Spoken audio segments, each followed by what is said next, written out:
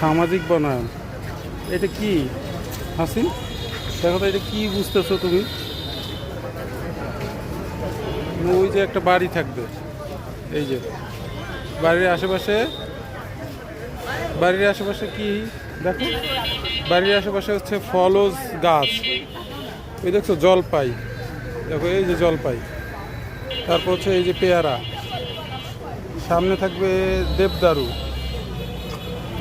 ও পুকুর পাড়ে বনায়ন,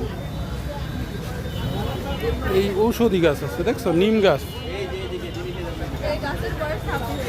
অর্জুন, তেঁতুল,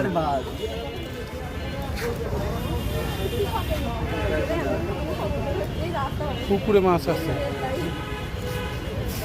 পুকুরে কি মাছ আছে জুড়াই না? এই পুকুরে কি মাছ এগুলো? বলো তো।